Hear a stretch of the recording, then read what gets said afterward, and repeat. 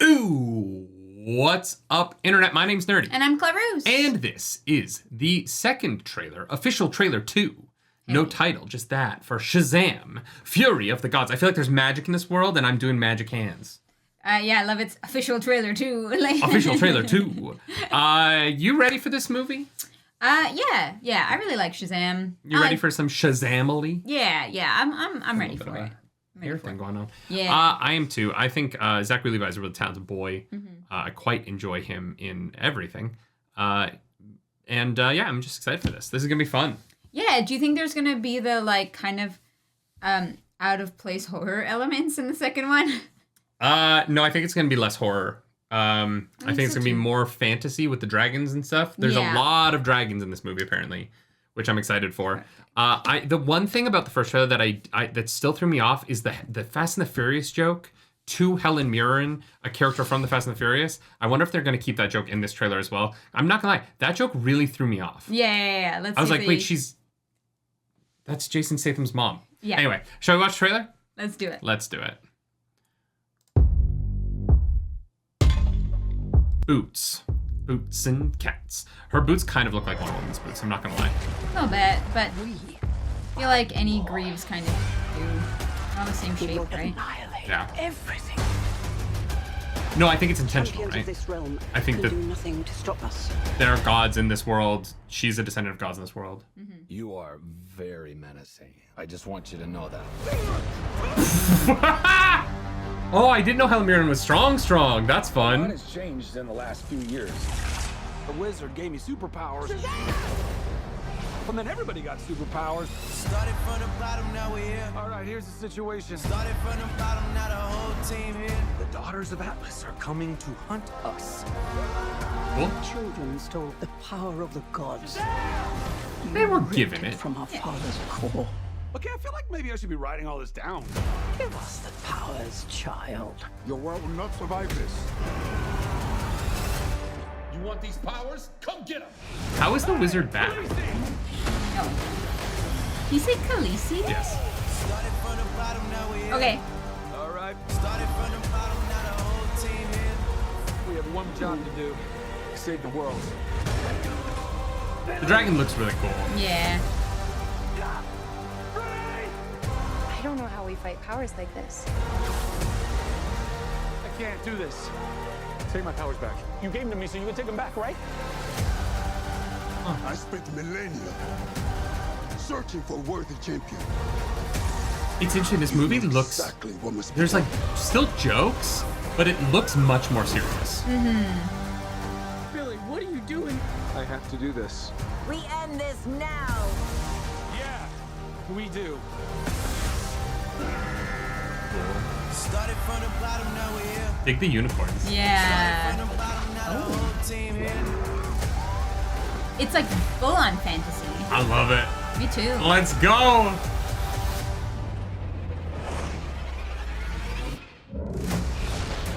Is he turning into Black Adam? No, his suit is burnt. Oh, it's burned. Yeah. From the bottom, now we're here. It's just burnt in the one spot. Interesting. I mean, he already kind of is Black Adam. They technically have the same powers. Yeah, don't worry about it. Although, not really. Like, Black Panther technically has some powers that Shazam doesn't have. Okay, gotcha.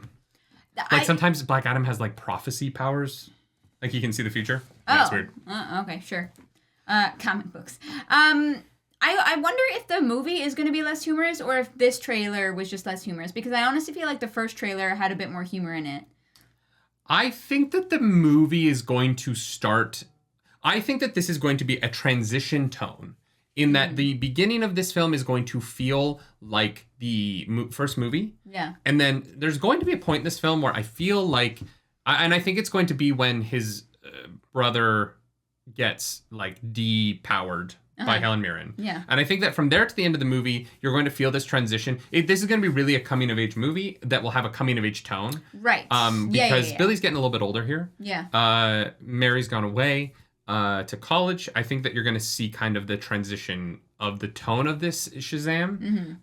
But it's going to be really interesting to see if anybody cares. Yeah, that's fair. I feel like the DC people need to make a very declarative statement about this franchise before this movie comes out about whether, and honestly, like, it is the final week of January. We are waiting for James Gunn to put out whatever the slate that he keeps promising by the end of the month. We're getting close, James. James, it's the 26th. Yeah, you got like 5 days. We're getting there. So I think, I honestly think that they should have put that slate out before this, or at least put out a statement about this and said whether or not this is a franchise that is continuing or not. Because I think that there's a difference in marketing. This is this team's last film. Let's go big on that. Or this is sorry, I thought you were saying it was. I was like, what? No, I'm saying that there's two options here, right? Right. Either this is the last Shazam movie with Zachary Levi. Yeah. Or this is a continuing narrative moving forward. Yeah. And it can be either. Yeah. Because this Shazam does not interact with anyone except kind of Henry Cavill Superman. Yeah. Kind of, because it was just his suit. Yeah. But who cares? Yeah. The new Superman can have worn that suit at some point. That doesn't matter. Yeah. So it would be very easy to keep this Shazam going, particularly if this movie's successful, given the relative lack of success for Black Adam.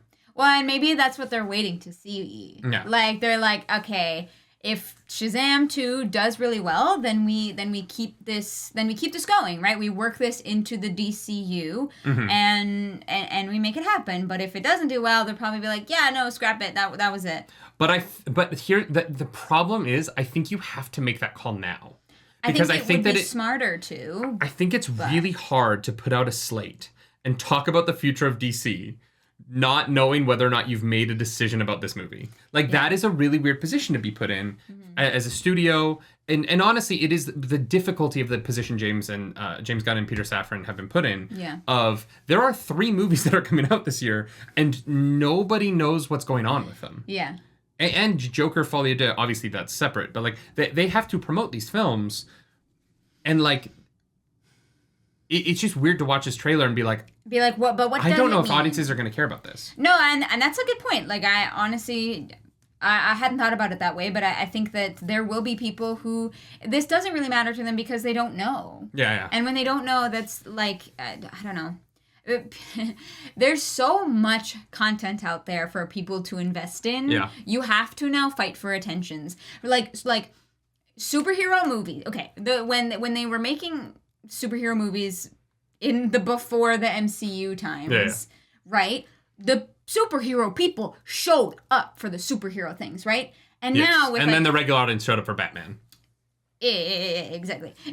No, but seriously, that was the divide, right? It was 100%. Every other superhero movie got the normal people, and then Spider-Man, Sam Raimi Spider-Man movies, and any Batman, right? All the Batmans kind of did well. Yeah, but that's what I mean. Like, you have to now fight for people's attentions because there's so much more out there for people to invest in. Even people who like superhero stuff and have liked Marvel stuff are like, God, I'm done. I'm kind of out. I'm tired. Same with like DC. Like, DC is putting out more stuff, which it's been a rocky road, right? I think that James Gunn is the person to bring it back, but he has to do something to fight for your attention and fight for your dollars, because they could go anywhere. They could go anywhere else. Yeah, and I think that my concern is going to be that I think the first Shazam movie is very good. Me too. I think it is a very good movie. I enjoy it a lot. It's such an easy rewatch. It's probably my favorite DC movie. Like, I'm trying to think.